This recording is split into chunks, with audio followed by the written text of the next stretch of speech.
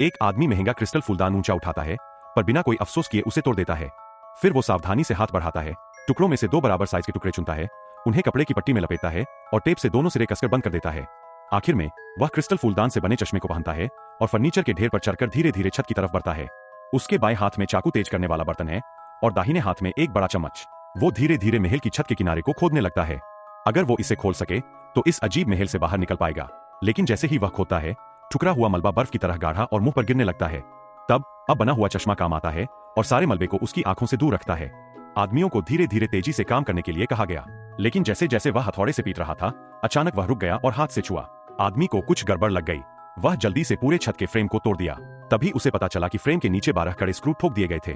फिर वह अलमारी तलाश करने लगा ताकि कोई रिंच मिल सके, लेकिन हैरानी की बात यह थी कि इस आलीशान मकान में कहीं भी रिंच नहीं मिली। शायद मकान मालिक ने जानबूझकर उसे फंसा दिया था। आदमी ने फैसला किया, अब या तो अभी या कभी नहीं। उसने कुर्सी की पैरों को उतारा, उस पर सही सी चक्र बनाए और फिर चाकू से एक छेद बनाया। जल्दी ही एक साधारण रिंच बन गई। वह छत पर चढ़ा, छेद को स्क्रू में फंसाकर कसने लगा, लेकिन स्क्रू बहुत कसा था, लकड़ी फट गई और गिर गई। आदमी हार नहीं माना, उसने फिर से एक कुर्सी का पैर उतारा। इस बार उसने बीच में गड्ढा बनाया, लेकिन फिर भी पूरे दोपहर में एक स्क्रू ही खुल पाया। खुशी मनाने से पहले ही वह 5 मीटर ऊंची रैक से लड़खड़ाते हुए नीचे गिर पड़ा। टांग भी टूट गई थी।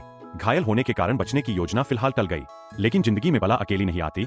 गलती से स्मार्ट सिस्टम खराब हो गया। एयर कंडीशन ने 6 डिग्री की ठंडी हवा निकालनी शुरू कर दी, जिससे वह कांपने लगा। आदमी बिस्तर पर लेटा चादर ओढ़े हुए था, समझ नहीं आ रहा था कि क्या करे। उम्मीद टूट ही रही थी कि अचानक दीवार पर लगे कैमरे की लाइट जल उठी। वह जल्दी से उठकर देखने लगा और बाहर महल के दरवाजे के बाहर एक सफाई वाले को देखा। अपने घायल पैर की परवाह किए बिना वह जल्दी से दरवाजे तक भागा और लोहे के बर्तन से दरवाजा पीटना शुरू कर दिया ताकि सफाई वाले का ध्यान खींच सके।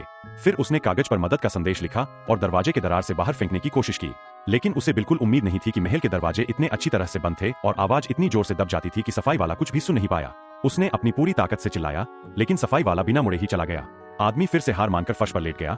सोच रहा था काश जब जागूं तो महल का मालिक सामने हो, लेकिन आधा महीना बीत गया, न तो मालिक आया न महल का खाना बचा। बचने की अपनी फितरती चाहत ने उसे बैठकर मरने नहीं दिया। आदमी ने उन सभी कुर्सी की टांगे उतार दी जिन्हें उतारा जा सकता था। एक एक करके सारे पेंच खोल डाले। भूख लगने पर वह वहां के पेड़ पौधों के पत्ते खाता था।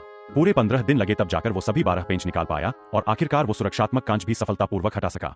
खुद को 8 चोरों के बीच जाना पहचाना धुरंधर समझते हुए जाने से पहले उसने उस आलीशान मकान के मालिक के लिए एक गूढ़ संदेश छोड़ दिया, लेकिन कोई भी कीमती सामान वहां से नहीं ले गया, बल्कि उसने उस मालिक के लिए एक ऐसी कालजे कलाकृति छोड़ दी जो बहुत कीमती थी।